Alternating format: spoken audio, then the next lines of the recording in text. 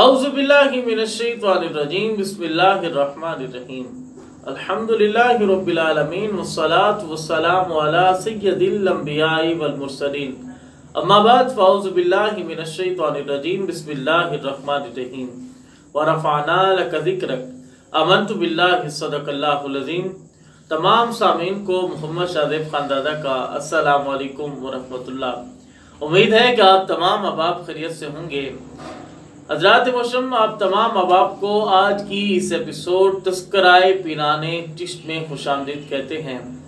آج کی اس ایپیسوڈ میں سلسلہ چشتیہ کے ایک عظیم بزرگ حضرت خواجہ مولانا فخر الدین محبوب النبی رحمۃ اللہ تعالی علیہ کی ذات مبارکہ پہ کچھ گفتگو کرنے کی سعادت حاصل کر رہا ہوں۔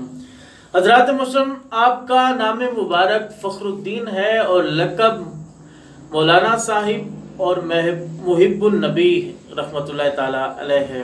آپ اپنے والد محترم حضرت خواجہ نظام الدین اورنگ آبادی رحمۃ اللہ تعالی علیہ کے مرید و خلیفہ اور قائم مقام رہے۔ حضرات محترم، آپ کی والدہ محترمہ حضرت سید محمد گیسو دراز رحمۃ اللہ تعالی علیہ کی اولاد میں سے تھی۔ حضرت خواجہ مولانا فخر الدین محب النبی رحمۃ اللہ تعالی علیہ کی اگر ولادت باسعادت کی بات کی جائے تو آپ کی ولادت 1126 ہجری بمطابق 1717 عیسوی میں اورنگ آباد میں ہوئی۔ حضرات محترم، حضرت خواجہ مولانا فخر الدین محب النبی رحمۃ اللہ تعالی علیہ کی اولاد کی بات کی جائے تو آپ کے ایک صاحبزادے تھے حضرت، جن کا نام مولانا غلام قطب الدین رحمۃ اللہ تعالی علیہ ہے۔ اور آپ کے اگر خلفاء کی بات کی جائے تو آپ کے حضرت مولانا صاحب رحمۃ اللہ تعالی علیہ کے بے شمار خلفاء ہیں، مگر ان میں سب سے بزرگ اور آپ کے قائم مقام حضرت خواجہ نور محمد مہاروی رحمۃ اللہ تعالی علیہ ہیں۔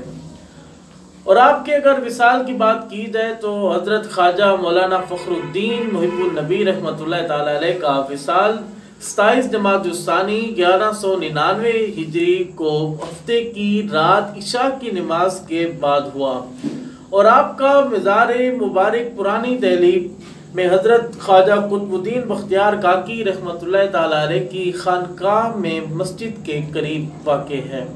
جیسا کہ آپ نے سماعت فرمایا کہ آپ کے بے شمار خلفاء میں سے تو سب سے آپ کے ایک بزرگ اور آپ کے قائم مقام تھے حضرت خواجہ نور محمد مہاروی رحمۃ اللہ تعالی علیہ۔ انشاءاللہ میں اگلی ایپیسوڈ میں حضرت خواجہ نور محمد مہاروی رحمۃ اللہ تعالی علیہ کی ذات مبارکہ پہ کچھ گفتگو کرنے کی سعادت حاصل کروں گا۔ تب تک کے لیے مجھے اجازت دیجیے، اپنا بہت سارا خیال رکھیے گا، مجھے دعاؤں میں یاد رکھیے گا۔ السلام علیکم ورحمۃ اللہ۔ پاکستان زندہ باد۔